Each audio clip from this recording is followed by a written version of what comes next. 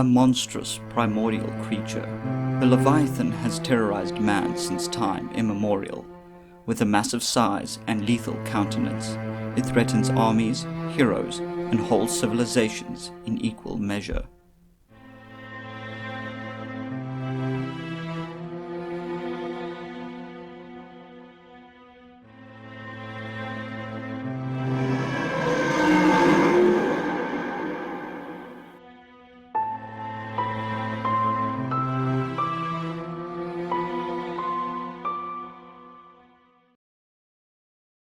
A gigantic sea monster, the Leviathan is a singularly terrifying creature, capable of swallowing entire ships.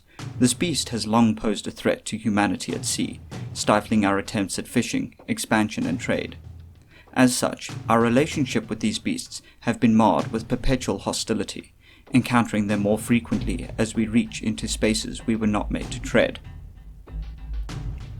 Of antediluvian origin, the creatures are a remnant of a savage and ancient time, where our world was home to beasts of prodigious size and fury. Consequently, the monsters resemble some of the most ancient species on our planet, bearing qualities of various reptilian or aquatic animals, often appearing as a troubling combination of the two.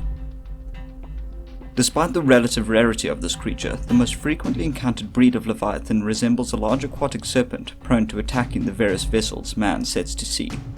From trading to fishing ships, few are able to venture forth without fear and concern that this creature may see fit to harass the seamen in carrying out their duty.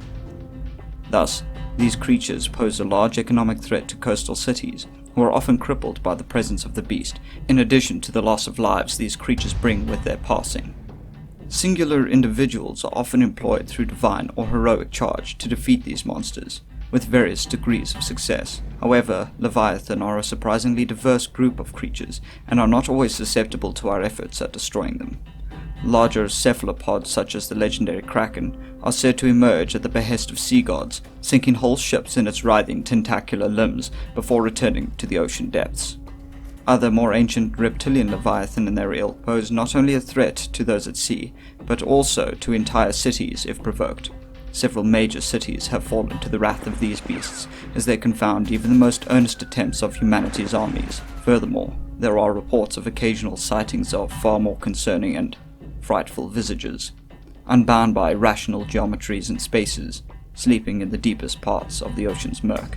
The great old Leviathans that are worshipped by obscure cults and weird pagan religions, against whom our only salvation is to hope and pray they consider us too insignificant to draw their deathless attentions upon their eventual and horrific awakening.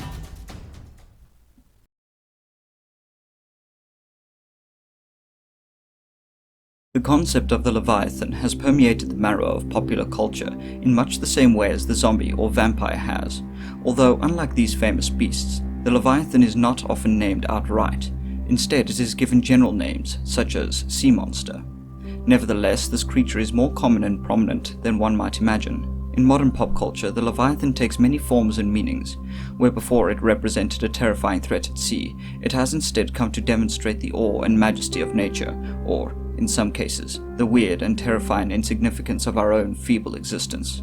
And while it is still often used to evoke the concept and associated terror of an undefeatable behemoth, this metaphor is quite modern in its expression. Initially referenced in religious texts, the Leviathan was considered an actual creature by ancient Abrahamic religions, but evolutions in these religions, specifically Christianity, saw the word Leviathan representing Satan or some ultimate evil that only God may overcome. Depictions of this creature are often literal and take the form of gigantic sea monsters, the most pronounced of which in recent years can be found in the Pirates of the Caribbean series, where a Leviathan known as the Kraken hunts down and eventually kills the primary protagonist of the films in a fiery climactic showdown.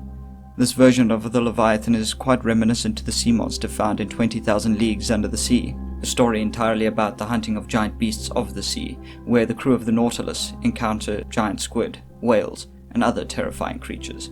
Indeed, stories with an historical setting, such as retellings of the adventures of Sinbad or the Clash of the Titans, often find our heroes pitted against these fearsome creatures, usually escaping only by the skin of their teeth. Although the Leviathan is commonly associated with evil, this isn't always the case. Various media depicts the Leviathan as a more benign creature on quite a few occasions, most notably in the realm of cryptozoology, where the study of Leviathans, such as the Loch Ness Monster, are a core focus of the subculture, and where the creature is seen as little more than an animal out of time, rendered in a somewhat sympathetic light due to a common theory surrounding this creature's myth that its appearance is connected to our supposed disruption of its natural environment. Indeed, this is one of the most significant metaphors used in the myth of the Leviathan, where the creature becomes a form of retribution for our trespasses into and upon nature. More modern versions of the Leviathan take the form of kaiju, such as Godzilla. The term kaiju is of Japanese origin and is used to describe the giant monsters that have ravaged Japan on screen on so many occasions. This Leviathan is unique in that it is able to maneuver on land, if only for a short while, making it an imminent threat to our own survival. Indeed, this particular Leviathan has spawned an entire genre of story where a city or groups of people find themselves under attack by gargantuan monsters of impossible size and unknowable intent. The advent of the kaiju in culture is also quite important due to the degree of popularity it has achieved across the world. From animated shows to Western adaptations, the kaiju Leviathan is perhaps the most popular version of this creature today. In the various stories of H.P. Lovecraft, we frequently encounter creatures known as the Great Old Ones, an ancient race of sea-dwelling creatures of which the notorious Cthulhu claims kinship. In this instance, the Leviathan takes the form of some unstoppable force to which humanity is utterly insignificant, leading to the birth of a literature genre known as cosmic horror, where the reader is forced to come to terms with how minuscule and powerless they are against the might of the universe. In all of these examples, the Leviathan holds some form of metaphorical attribute, from Jack Sparrow's fear of captivity to Godzilla's embodiment of Japan's reaction to the nuclear weapons used against them. These creatures always carry with them greater metaphors of titanic and fearsome powers and forces beating down on an unsuspecting and unprepared people. As a result of this history, the name of Leviathan is often invoked to represent greater meaning, particularly in the literary world, the most prominent example of which comes from Thomas Hobbes in his book Leviathan, a philosophical work wherein Hobbes presents his idea of the social contract and, in tradition with philosophers throughout history, reimagines society. Indeed, apropos of this, philosophers and other poetically inclined academics and writers will often use the word Leviathan as a euphemism for society, attempting to invoke the older Christian concepts of Satan or some all-consuming evil. Finally, there also exist lesser instances of Leviathan in modern media, from video games to collectible cards. It is also depicted in paintings and statues made today. Although not obviously so, it's clear that few mythical creatures carry as much artistic, philosophical, and cultural weight as the Leviathan.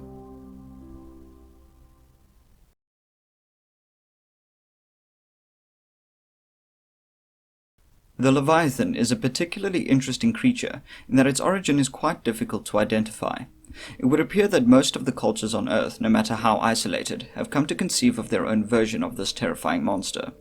Initially, we find the modern Western version of this creature developing from ancient Mesopotamian stories as well as Jewish fables.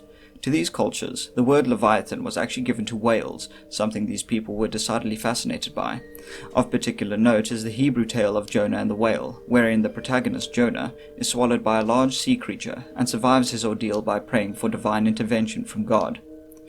Although not using the Hebrew word Leviathan, tales from other cultures during these times would see epic heroes pitted against fierce sea monsters, and was used quite frequently in Greek and Northern European tales, such as the Odyssey.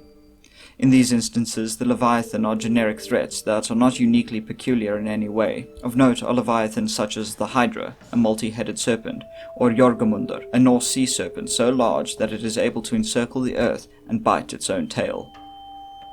Non-Abrahamic cultures in the Near East have further beliefs in great sea beasts, such as the gods Capricorn and Tiamat. This conception of the Leviathan is decidedly different from those in more Western cultures, in that they are revered as gods, rather than treated as some fearsome and terrifying beast.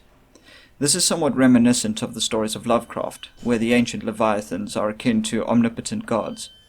Indeed, Lovecraft's depiction of the superstitions and religions of peoples in Egypt and the Near East may have influenced the conception of his own monsters. As we move further east, the Leviathan's connections to spiritual beliefs are further strengthened, from Chinese sea dragons to the Philippine Bakunwa, and even the Maori Tainiwa. These creatures are held in deep spiritual reverence within these cultures, and are often omens of good luck or great calamity, depending on the culture. This spiritual connection is taken one step further with the Japanese umibozu, a giant humanoid water spirit which combines the sapient characteristics of a sphinx with a distinctly Asian conception of natural forces taking on a physical form. South America is home to the Yakumama, which is supposedly the creator of all sea creatures and dwells in the Amazon River. And finally in Africa we find the Mokele Membe, a giant sauropod-like creature said to obstruct whole rivers. Indeed, many an expedition to Africa has been launched in search of this beast, and there is a wealth of history related to its hunt. We're only left to ponder why these various cultures would almost entirely independently create such a specific creature. In modern times, we're often stunned upon the discovery of impossibly large animals caught in fishermen's nets. Indeed, it would appear that one of the most consistent types of discoveries we make about the ocean involves weird and often alien-looking creatures.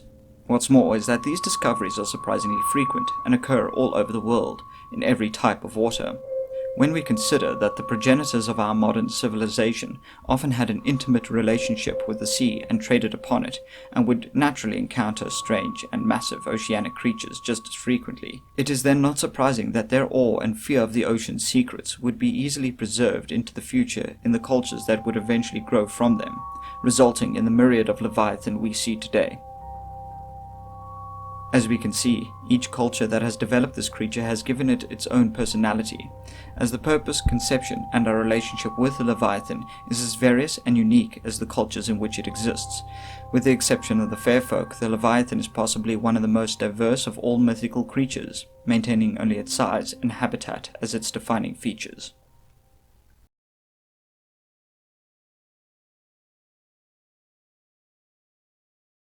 Possessing no particularly prominent magical or thermodynamics-defying abilities, the Leviathan is a simple creature to reify. Indeed, we find within this creature perhaps one of the single most plausible types of mythical beasts in our cultures. Being as what makes this creature unique is its size, we need only to look at living animals for examples of creatures growing to prodigious mass. Whales, the creature upon which the Leviathan is based, are already capable of reaching extreme proportions through their natural life cycle, with the blue whale growing up to 30 meters in length and weighing up to 180 tons. In fact, whales are not the only sea creature capable of reaching such scales, with the Architeuthis, commonly known as the giant squid, is confirmed to grow up to 13 meters, and it is speculated that they are able to grow even larger. Obviously, this is quite reminiscent of the kraken, as it is depicted in the Pirates of the Caribbean, or the squid in 20,000 Leagues Under the Sea. Seeing how common it is for sea creatures to become so large, we are left to ponder as to what allows these beasts to grow to such an enormous size. Looking at the fossil record, we find a certain consistency. No matter the era, and no matter the course evolution has taken, we always find the largest of creatures in the ocean. From the terrifying mosasaur to modern whales, all of these creatures dwarf their land-dwelling counterparts. There are several potential reasons for this difference.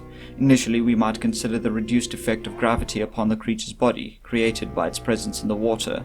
The reason this is important to consider is that as the size of a creature increases, so does its volume. Known as the square cube law, the bigger an animal gets, the smaller its surface area is to its volume. Therefore, a larger proportion of its body mass is internal, putting increasing strain on external structures that support their weight. After a certain mass-to-volume ratio is attained, it becomes impossible to live on land because the various support structures such as muscles and bones, as well as curvaceous organs such as the heart and stomach, etc., are unable to cope with the sheer size of the creature pressing down on it. Thus, we see that this aquatic existence allows for a larger size compared to creatures on land, as the water itself provides significantly more structural stability when compared to that of air. Indeed, this is best illustrated upon occasions where whales are washed up on a beach. Usually graceful in the ocean, these creatures become utterly helpless when beached, unable to make even the smallest of motions to safety. Another curious aspect of large sea creatures is that they, with rare exception, possess lungs as opposed to gills. Blue whales, dolphins, mosasaur, ichthyosaur, Liopleurodon, and even plesiosaur, to name but a few, all possess lungs. This is important for three reasons. Firstly, it should be noted that the oxygen content in the ocean is quite poor.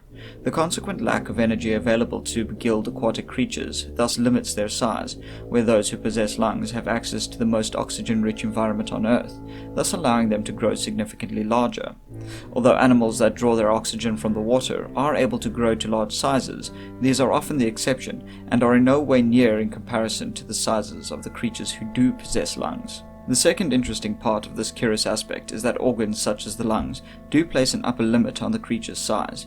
The large fragile structure of the lung limits the size of the animal with respect to the aforementioned square cube law, as the lung represents a structural weakness, an area where the weight of other organs are not supported, and is also highly susceptible to changes in pressure, something frequently encountered in aquatic environments. Finally, the presence of lungs in many of these giant aquatic creatures teaches us a lot about their evolution. Many of these large creatures started their evolutionary path as relatively small land-based animals who were driven to the sea to escape threats or seek more readily available food sources, such as phytoplankton and other microscopic animals. And through the advantages provided by their lungs, we see them quickly coming to dominate the environment. The last interesting aspect we must consider is the creature's diet. Today's elephants, giraffes, and other herbivorous animals are quite capable of reaching massive proportions, and in the case of sea creatures, we find the mighty blue whale is sustained not through the consumption of larger fish and mammals, but rather it's maintained by the humble krill, a crustacean so small it's difficult to see without visual aid or careful attention. This isn't to say that large predators aren't common, but it certainly makes sense to note that being lower on the food chain provides an animal with a better tap into the energy flow of nature. Where every link in the food chain is only able to pass on approximately 10% of the energy it takes in, it is only natural then to see how a greater access to energy would result in a larger form. However, this rule applies more generally to terrestrial animals, as the ocean in particular is quite unique in that higher levels on the food chain are capable of supporting a greater biomass than those in the lower tiers. An important aspect to remember when considering how massive aquatic predators, such as the general conception of the Leviathan, may come to exist. With all of these aspects regarding the size of sea creatures, we are better able to envisage what the mythical Leviathan may look like, and, unlike the unicorn or zombie, it is quite surprising to see that it is hardly any different from our initial impression. Although this conclusion is far more concerning than exciting. If the submarine horrors of our nightmares are feasible, then who knows what might await us as we explore ever deeper into the forbidden places of the sea.